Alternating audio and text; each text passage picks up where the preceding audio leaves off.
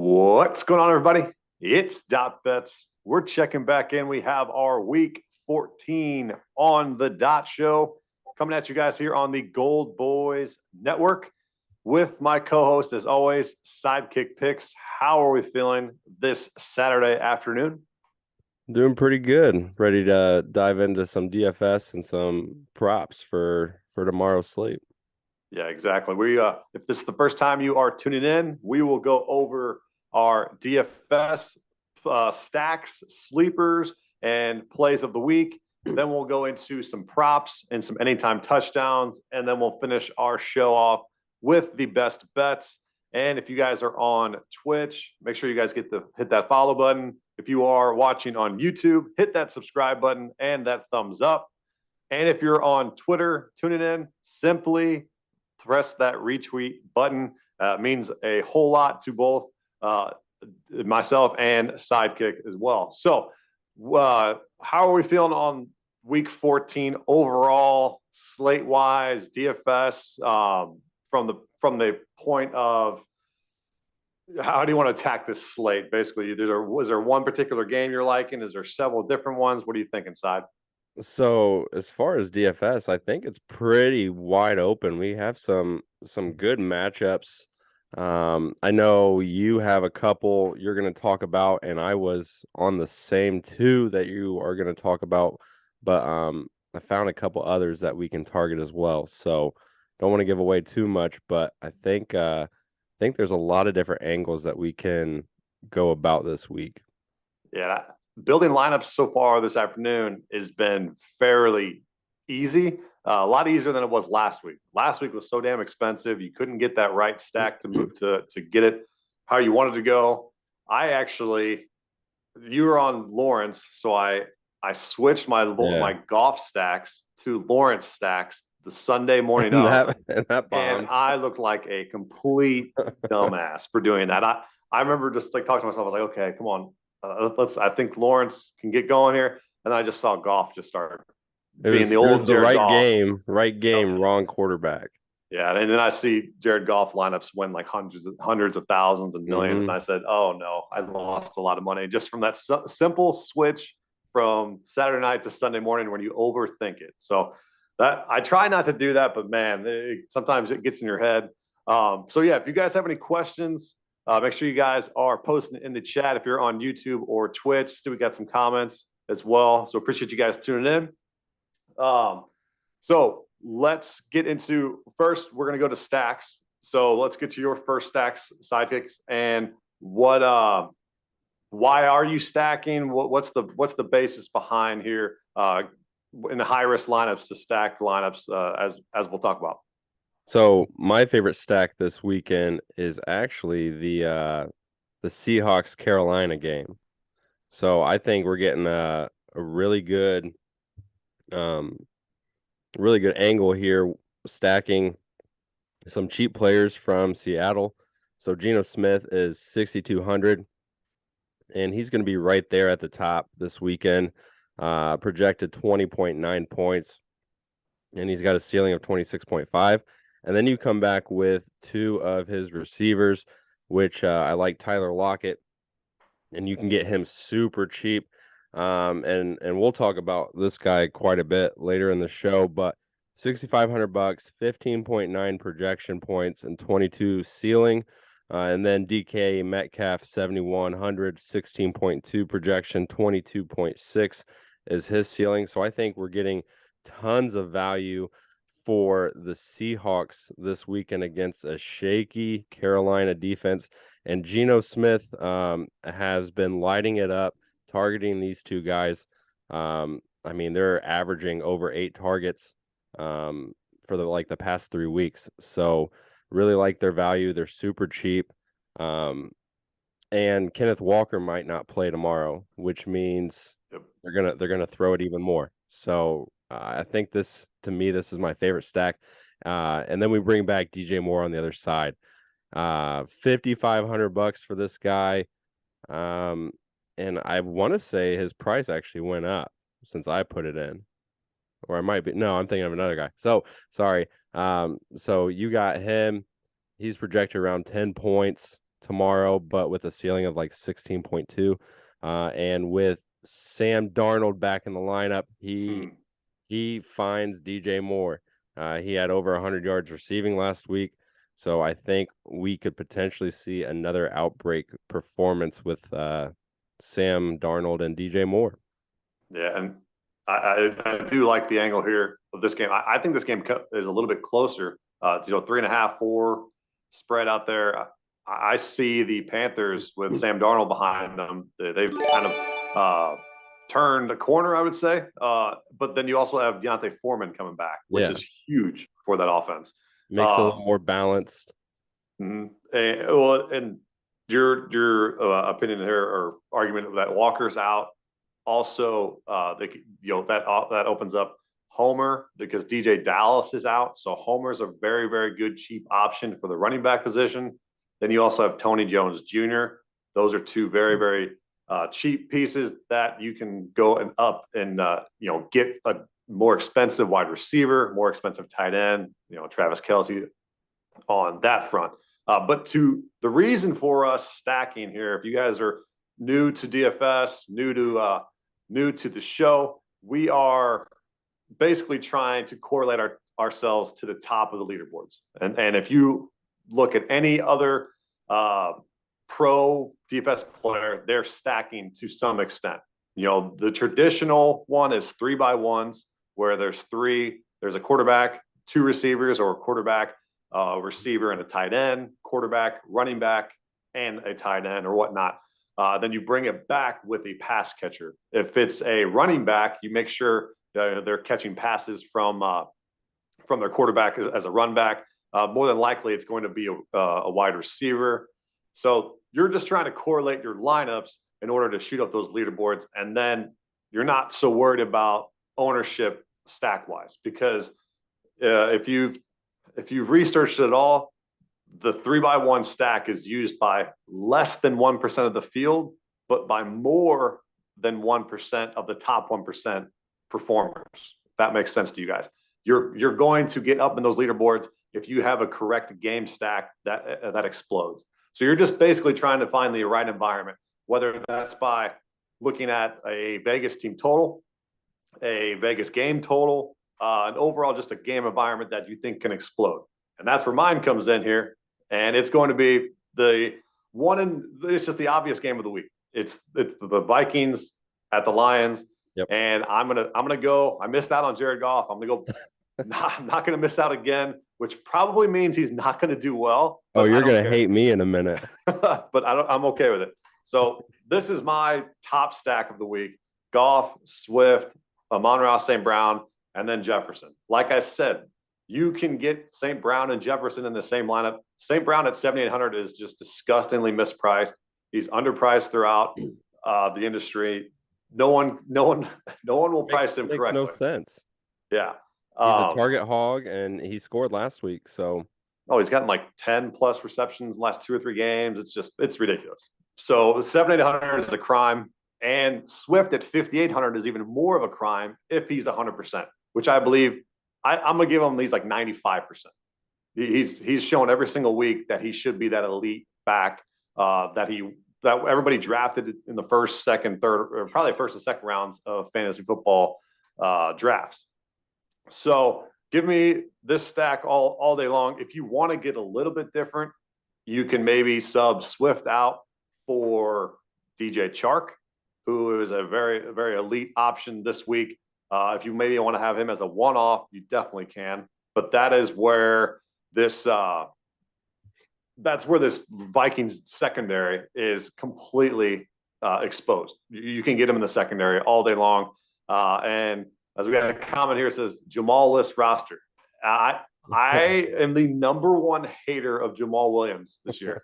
And if you followed me or you're anywhere, anybody knows me, I just despise Jamal Williams with all my heart, just because all he does is get those damn touchdowns. He's not going to have that elite back roll, especially with DeAndre Swift back. You can maybe play his anytime touchdown, but when you're playing DFS, I go for complete upside. And Swift has that elite upside where he's catching passes. He's getting goal line work still, as long as it's not on the 1 yard line. But I give me all of Swift over Jamal this week. What do you think So about this one? just to piggyback off of that, um, projections right now, we have DeAndre Swift $100 cheaper. Williams is projected 9.6, where Swift is projected 15.2, and Swift has a ceiling of 21.4, where Williams has a ceiling of 17.6. So, I mean, I do like Williams with the aspect of him always scoring touchdowns, but if you're looking for the more bang for your buck and a higher ceiling, Swift is your guy this week. Mm-hmm. Um, Exactly. and I love this game because there's so many different angles, so many different ways that you can attack it. Like you could sub golf out for Kirk, although I think this is the correct stack. I actually had this one drawn up, but you could go Kirk, you could go Dalvin Cook, Jefferson, and St. Brown on the other end. Mm-hmm. Love that Chark play as well, and he's like $4,800 this Yeah. week. We'll talk about him in a little bit, but I just think there's so many different pieces in this lineup that you can play multiple lineups with the same game. So Agreed. I like this one a lot. And if you pull up, Eli, if you want to pull up the props.cash, the Minnesota team's defensive stats, it's I don't think it's any secret, but man, it is just a prime time matchup. We were against them last week with the Jets stack. I'm going to just go back to them this week with the Lions stack, who are playing amazing football, especially on the offensive end. And I'm going to stack both sides. So, but I lean the Lions side a lot more, just because of that secondary can be exposed for the Vikings, as we'll put on the screen here. But it's cheaper too. So exactly. you're essentially getting the same level of player for a cheaper price. So now it allows you to come back and buy a more expensive player that has a higher ceiling. I can't find it, guys. I'm sorry. Oh no, I can. It basically shows it's all green, all green they're the number one pass defense with the yards allowed, completion percentage. They're top 8, pass attempts allowed per game. They're 1, yards per completion allowed is number 3. It's the primetime matchup, and everybody's going to have this game. It's just who's going to have the correct game stack of it. If you need to fade Jefferson, fade St. Brown, kudos to you. Maybe it's Chark and it's Swift. Maybe it's Chark and Khalif Raymond. Maybe it's Chark and Josh Reynolds. I just don't think that's the case this week. And it's a cheaper stack. You can get Jefferson and St. Brown in there. And I haven't even mentioned Hawkinson on the the Vikings side. Well, playing against his former team. Well, yeah, that's a good point. I wasn't even thinking of that. I'm down on him just because of his price, and I was last week. But that revenge touchdown is a good point there. Was it plus 190? I didn't even look at his touchdown. Oh, he's 5,100 on DraftKings, and he's coming in right at he's going to be the second highest tight end besides Dolchich. So 12%. I'm looking at 12 to 15% here with TJ Hawkinson. If you want to put him in as the one-off, you definitely can. I'm going to have some exposure to TJ this week. And then the second stack that I got, we're going to go with the Cincinnati side of the Browns-Bengals game. And this is a more expensive stack. So you have the Burrow, the Chase, the Higgins. That is, way, way more expensive than you saw that the golf stack was. So these are where those cheap running back positions, and you see my cheap run back here, Donovan Peoples-Jones at 4,900. That's the way to go here. I wouldn't put Cooper in here. That's just going to be too expensive. But you can put Homer and you can put Donovan Peoples-Jones, those cheaper receivers that we'll talk about here shortly. And that's how you're going to get to this particular stack to shoot up those leaderboards. I just can't ignore Burrow at home. Chase with the another week healthy. Higgins had that hamstring injury. He's 100% though. He said yesterday he was going to play. I have no problems whatsoever. And then I think the Browns can keep this a little bit closer, where it's a little bit more back and forth. And I know Mixon is back, so if you want to put Mixon in there, you definitely can. I'm He going to has go good with the value, aerial too. attack, though. He's 6,900, and projections have him as the best value play this week. So I actually have a lineup similar to this, but instead of Higgins, I have Mixon in the mix. Yeah. And I don't mind spending a little bit more for Amari Cooper instead of Peoples-Jones. Yep. And if you want to maybe play Cooper and you don't think Higgins has his hamstring 100%, put Boyd in there. Put Boyd, and then you put Cooper, and you just get a little bit different.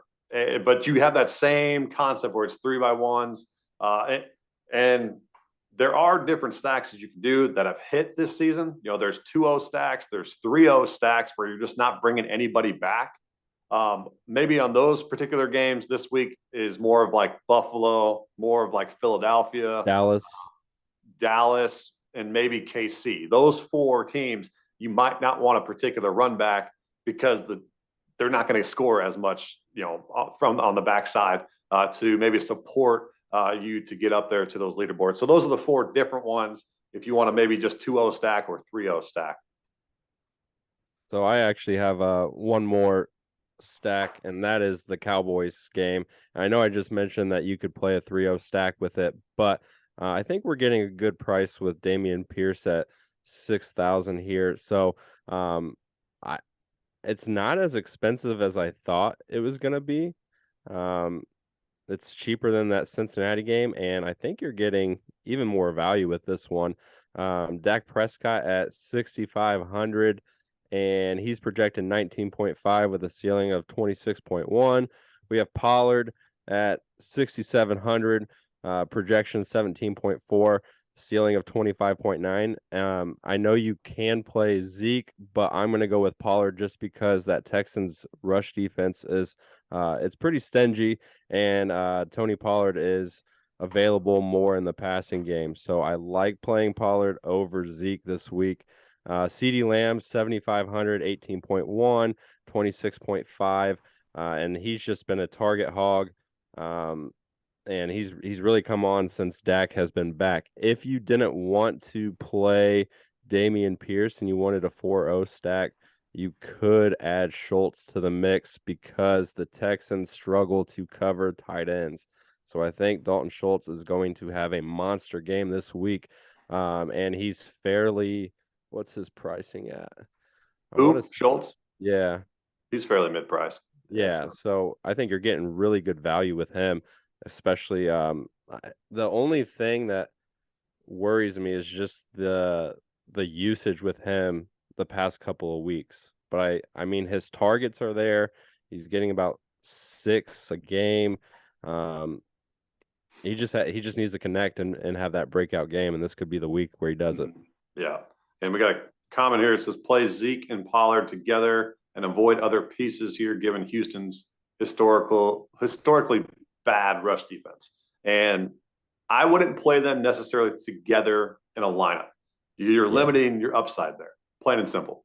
So you either have to pick and choose which one. That's why I just think this is a tricky one because of that 17-point stack where maybe you limit it to a 2-0 stack and it's Dak and Lamb, or it's Dak and Pollard. Maybe it's Dak and Zeke, or a 3-0 stack. I just wouldn't put 2 running backs from the same team in those running back positions as you. I think you limit your upside there. Any comment there, Side? No, I agree with you completely. I wouldn't play both, just because they're splitting carries too. Mm-hmm. I know they're gonna have success, but you can also attack it by playing a tournament with multiple entries, and you can just swap them out. Yeah, and what's wild is you would think a 17-point favorite, their ownership is going to be through the roof. Their ownership is coming in.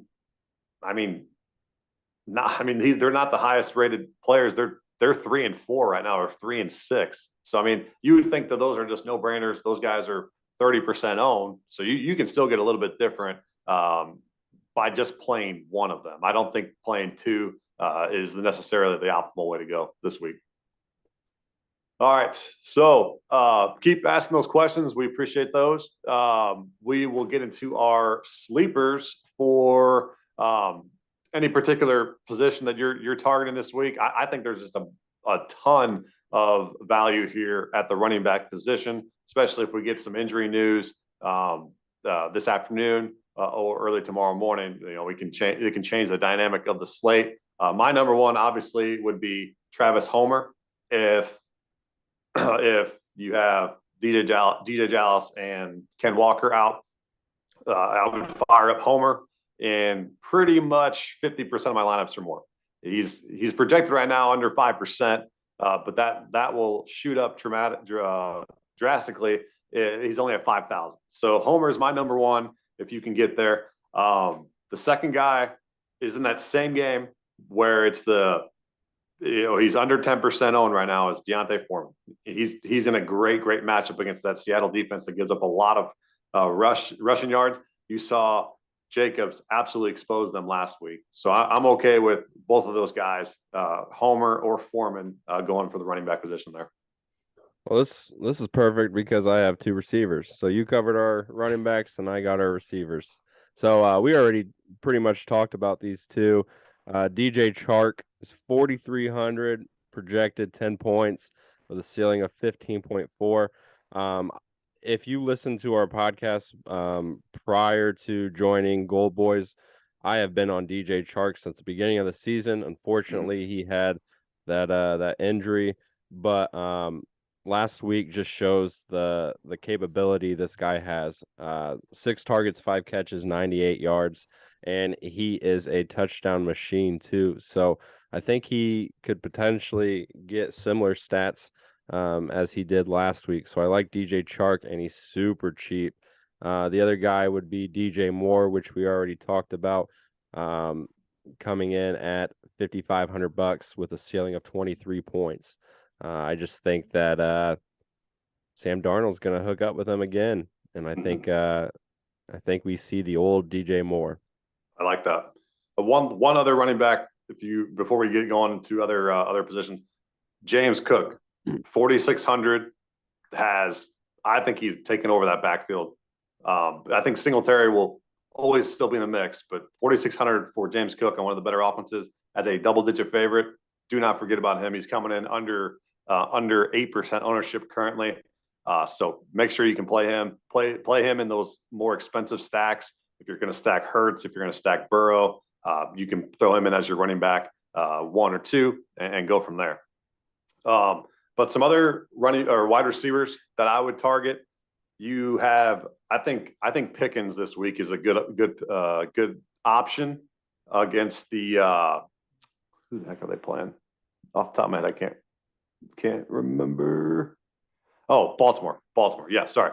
But Pickett, and Pickens has shown his displeasure here with his role, and I think you can either play Deontay or Pickens. I would lean Pickens as he's a little bit less expensive. And then the other one, I'm actually gonna go with your guy from last week, Zay Jones.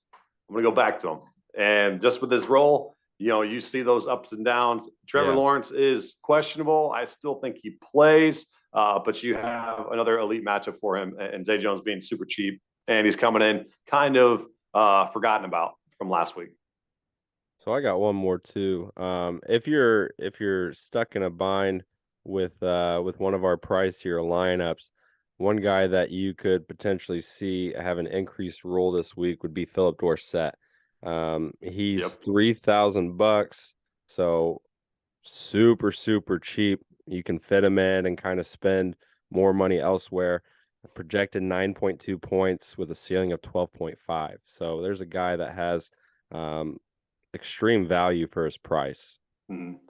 Yeah, and then two teams who, like the Titans, they don't have Burks this week. It's going to be Robert Woods, basically the only receiver, and then Westbrook Akeen.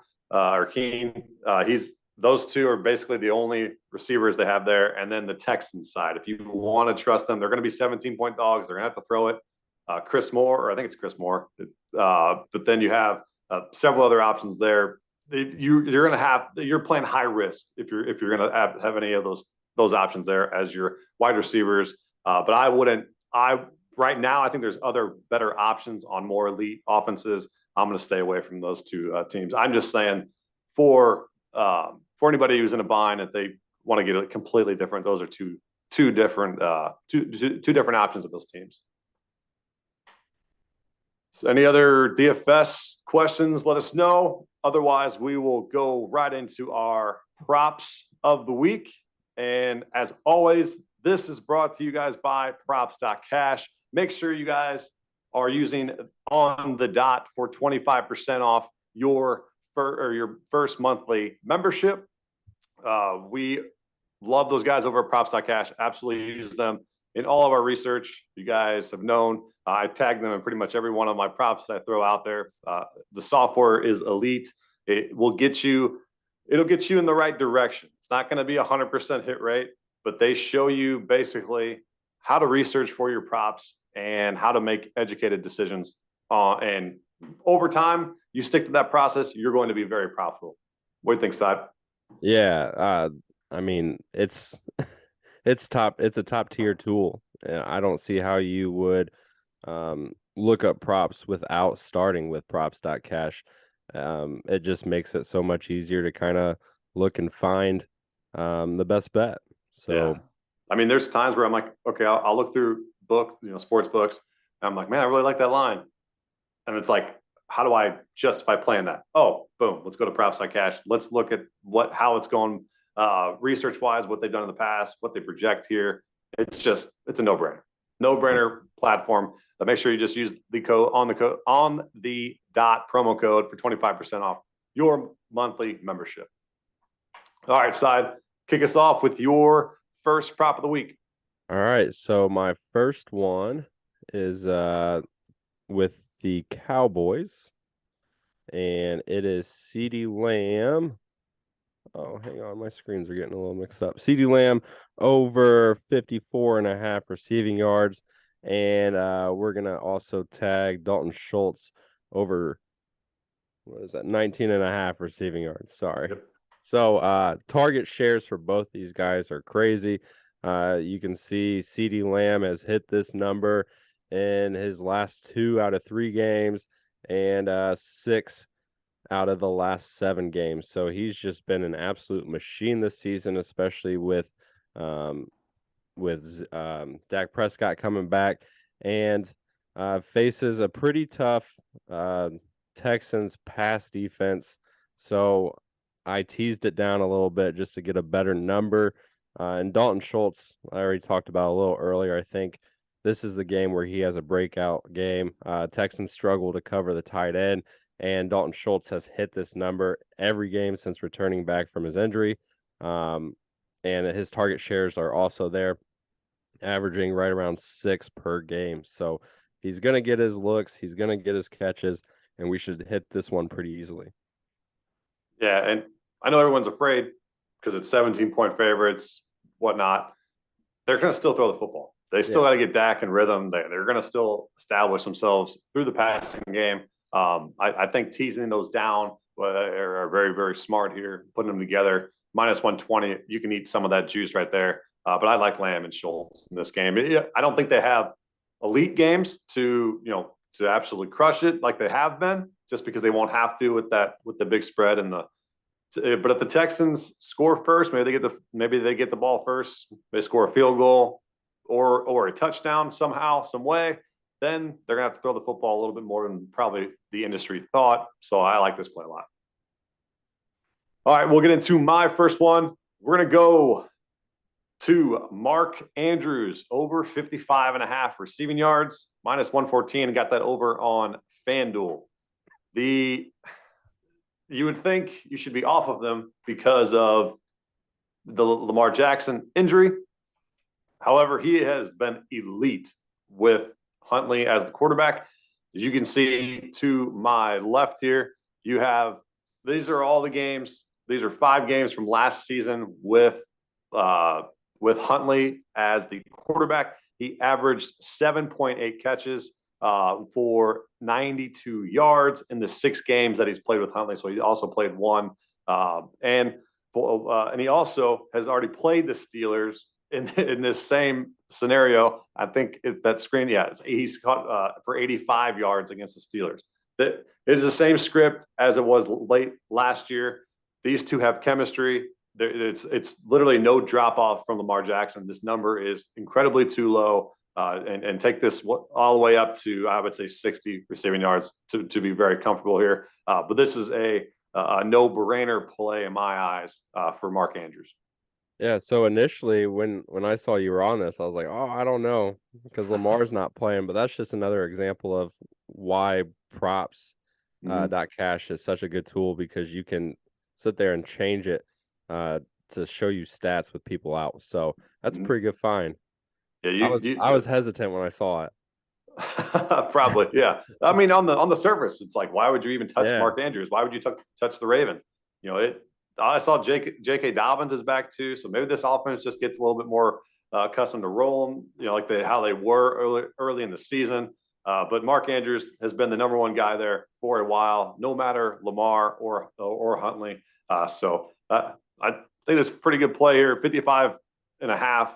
It caught my eye at first because I was like, I feel like this is incredibly too low. Let me look into this. And you do your stuff at props.cash and boom, you come to this. So I like this play a lot. What's your second one? All right, so I'm rolling with Chris Godwin over 44.5 receiving yards. Christian McCaffrey over 24.5 receiving yards. And I'm taking both teams to score a touchdown because I didn't like the juice on it. So brings it to plus 100. I think without it, it was around minus 140. So I added that touchdown just because I think both teams have the capability to score against one another. So plus 100 for this. If we look at Chris Godwin's recent numbers, this dude has been an absolute machine.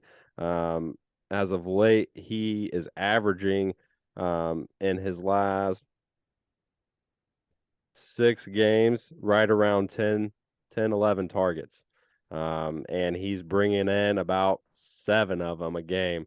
So I think this number is really, really good for Chris Godwin. He's also hit this in the majority of his games as of late. So give me all of Chris Godwin this week. Christian McCaffrey is the one that I'm a little hesitant on, just because that Bucks defense is pretty good against running backs, which is why I'm leaning towards his receiving yards. And without Jimmy G in the lineup makes me a little nervous as well. But I think this is really good value for Christian McCaffrey. Last week he had 10 targets and he brought in 8 of them for 80 yards. And this is a number pretty low for him. He's hit it in. Should everyone but one. Yeah. Just about every game. Yeah. So I think it's a good line for him. I think he can hit it. A lot of dump off passes since the run defense is pretty good, and he'll be a security blanket for Purdy. Yeah, no, I 100% agree with this play here. Godwin, I've seen a lot of people take his receptions, and I have a play here that correlates well with Godwin. But then CMC is a no-brainer. You tease this down. He's going to be the safety blanket for Purdy. And then both teams to score a touchdown. That should hit. I'm a little worried about this Bucks offense because unless it's under 3 minutes left of the fourth quarter, I don't know if they're going to score. I just don't understand why they just don't run that offense the entire game. I'll never understand the way football works sometimes where last 3 minutes, let's just score 14 points. Why not? I like it too because that 49ers pass defense is banged up. So I think Godwin and Evans get utilized a lot more this week. And I wouldn't be surprised if one of them gets a touchdown this week either. Yeah, I think Lenny's still nursing that hip injury. I think he's questionable. I still think he can go, but you still have Rachaad White, who has shown he can be in that backfield and also catch passes that I think Brady's going to have to get the ball out pretty quick. All right, so we'll go to my second play. We are going to go back to that Cleveland-Cincinnati game and target yours truly, Jamar Chase, over 78.5 receiving yards, minus 114 over on FanDuel. I got that. He's hit this in 4 of 5 that he's played and 5 of 8 on the year. you watch a game, he commands the target share. He's got almost like 30% target share, regardless if Higgins is in there, regardless if Boyd's in there. He is absolutely Joe Burrow's go-to guy. The Browns give up another angle here. Browns give up a lot of 20-plus yard pass attempts. I think his receiving long is like 26 and a half. That's another angle you could go to. Just think he catches a man coverage, one-on-one ball, for 30-plus yards. Think you can get that as well. But the Browns give up 11.3 yards per completion, and you dial that back into one-on-one balls to Jamar Chase, which I think you're going to see a lot of. You're getting double-digit targets. He's caught 7+ passes the last 2 games. He looks to be fully healthy from his hip injury. No problem here. I think if you want to even go an alternate line of 100+, I'm all for that as well. I love Jamar Chase this week. That's why he's in one of my stacks. So I said might as well be on his receiving yards. All right. You got one more? Yeah. So yep. I'm going to the Philly Giants game, and we're taking Jalen Hurts over 1.5 passing touchdowns. And props found a better line than I did, so you can get it at +102, but DraftKings has it at -110.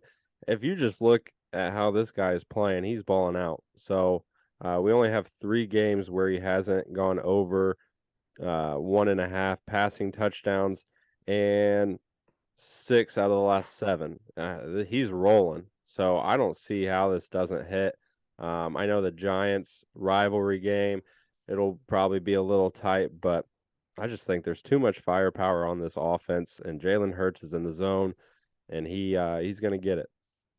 Yeah, hard to go against this Eagles offense that just only scores touchdowns left and right. They are as elite as they come, and you have the Hurts, Brown, Hurts, Smith. And you can always run the ball in as well, but you don't want that for this prop. But you have that for the DFS factor as well. I definitely can see him balling out this week. So yeah, I like this over 1.5. Is it -110? Yeah, that's a no-brainer. If he's at that, what is it? Is that 6? 6 out of the last 7. 6 out of 7. Yeah, he's the MVP in my eyes. Definitely the MVP. No doubt about it. All right, so we'll get to my last prop play. If you guys out there are watching and you have any prop questions, make sure you throw those in the chat. We will discuss. We can look over on props.cash as well and see which way we would attack it. Last one here for me is Tom Brady over 24.5 completions, -120 for 1 unit over on DK. I got this. I like that green. Yeah, this is one I was searching. I'm searching this. I'm searching props left and right, and I'm thinking, man, Tom's gonna have to get the ball out very, very fast against this 49ers front 7, front 8, whatever it is. They get after the quarterback, and he's gonna have to have quick. This is what he does his entire career. This is what he does. Plus, he's going back to the West Coast here. Brady could be in a little bit of a smash spot if he can get some time. But he's hit this in 9 of 10, and you have the Bucs just unable to run the football. They just cannot run the football this year. They've tried. They will continue to try because it sets up their play action. But he's just not going to have enough either Fournette or Rachaad White. They will not be able to get it going. So they're going to have to throw the football a lot. And if I think they're +3.5 favorites or dogs. So you're going to be at a little negative game script. And this has hit in 9 of 10 this season. I think Brady tries to do it himself this game and get after it for at least 25 completions here to cash our bet. So, any other props that you thought about that didn't hit the show that you're maybe leaning on, haven't got there just yet? No, I like everything we kind of went over. Ready for the touchdowns now. yeah, go right ahead. Feel free to go into those. Yeah. This is the stuff that we like to parlay. We like to parlay and hit.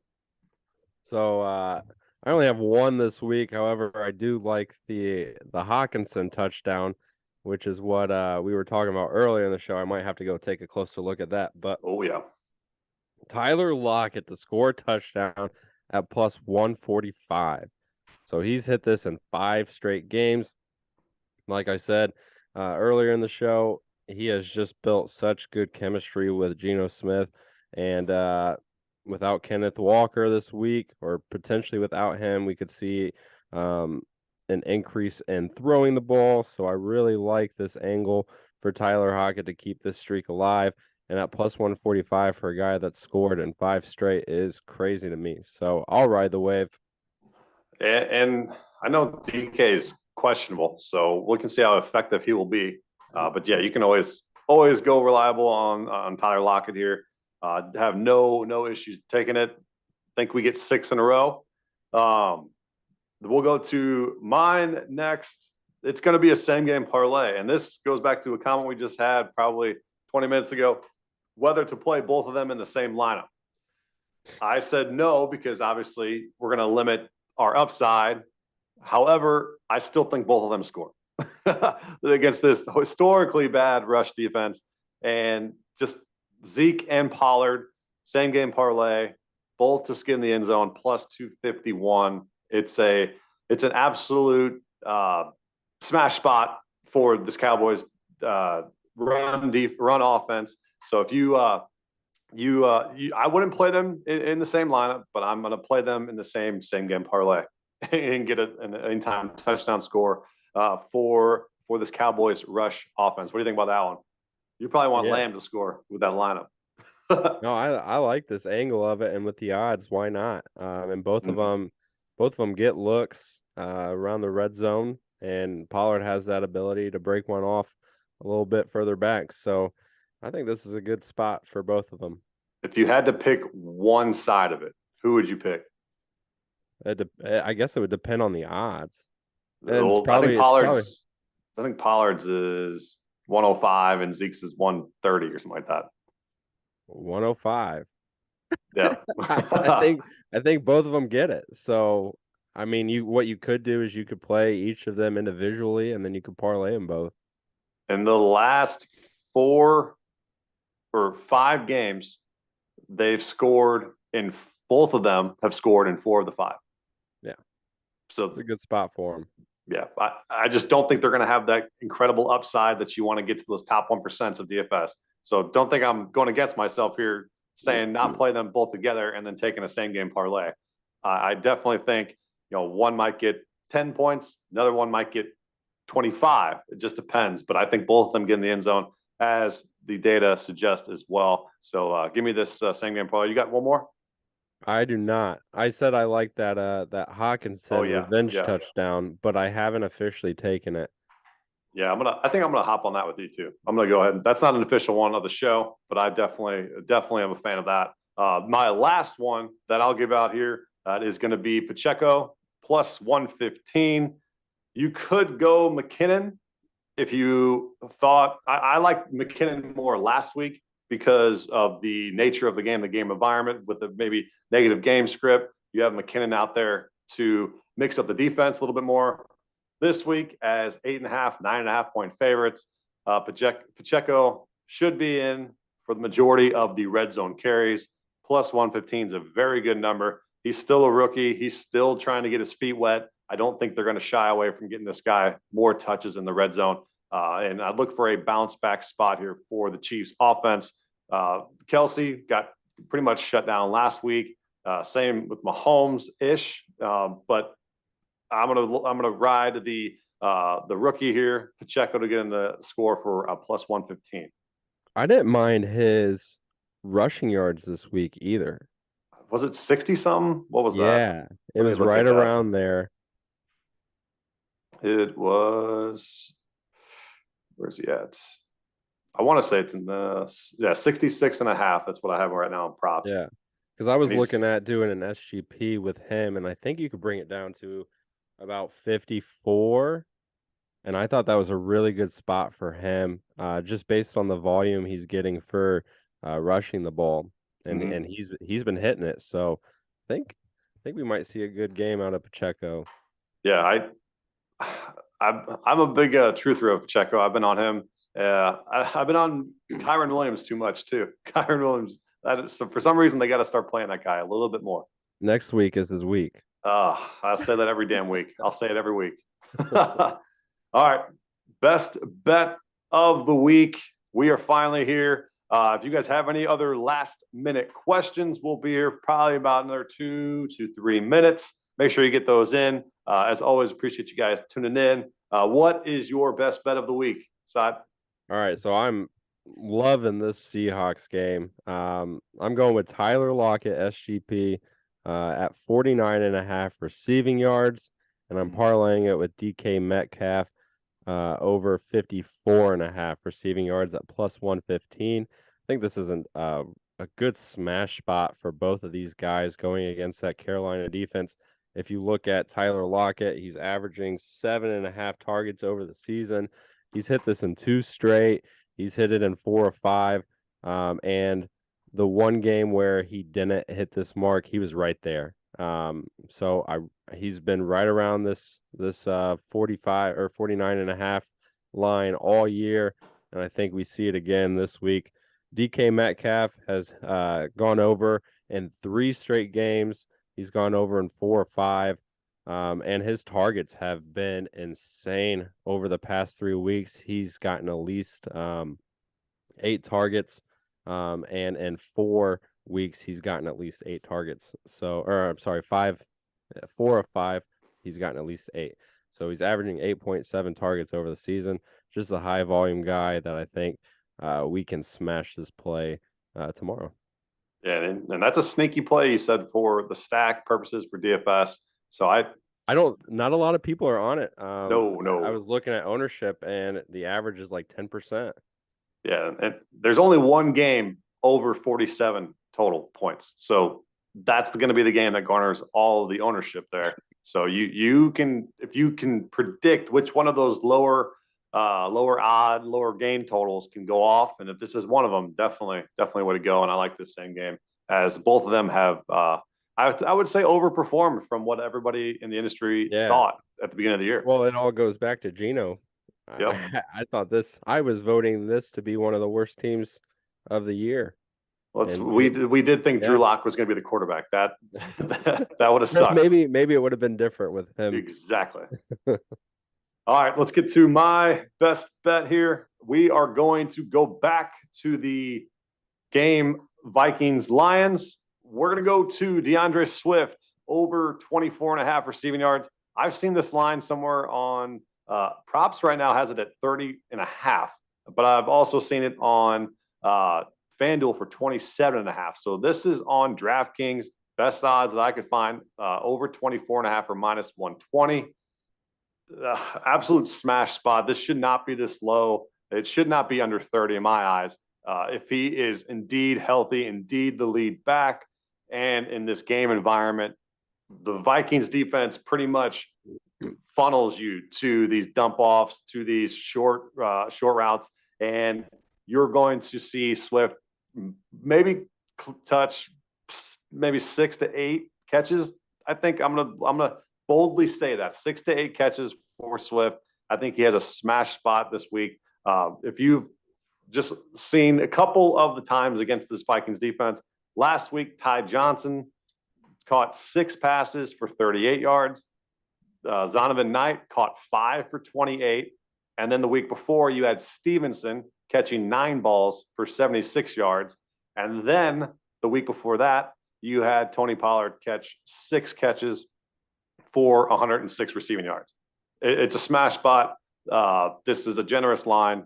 It's all over, from 24.5 to 30.5 at different books. So go get the best line at DraftKings, over 24.5 for DeAndre Swift this week against the Vikings.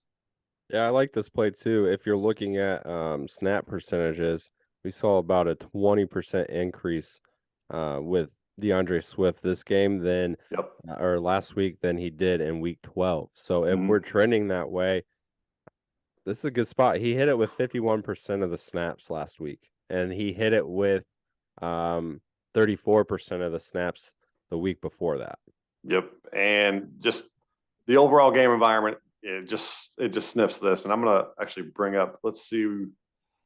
The Vikings are the top 5 in receiving yards given up to the running back position at 573. So another angle, another spot, another data piece that just screams this play for Swift. Over 24.5 receiving yards. Give me that all day long. All right. Any final thoughts, conclusions, wrap up for week 14? I think we have a lot of pretty good spots here. Just tie it all up, Side.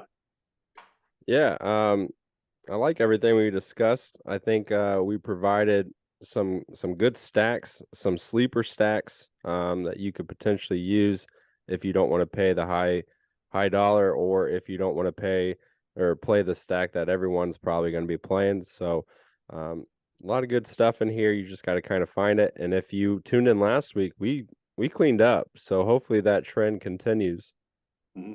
Yeah, and I will say, if you are looking for a way to track your bets, you can always go to Pickett Sports and make sure you guys can download that in the App Store and the Android Marketplace. And you can use code GOLDBOYS for a discount. So that's an easy route to track your bets there.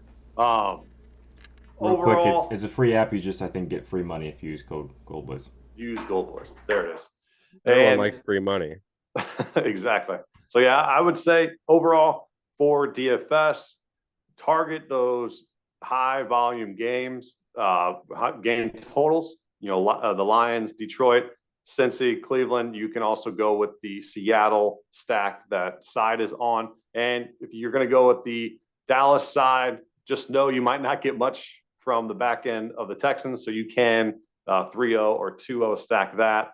But yeah, those props and all, just make sure you guys listen to some injury news, because Saquon's a big name. That will decide, because if Saquon is out, you have Matt Breida that can go back in there and catch passes as well.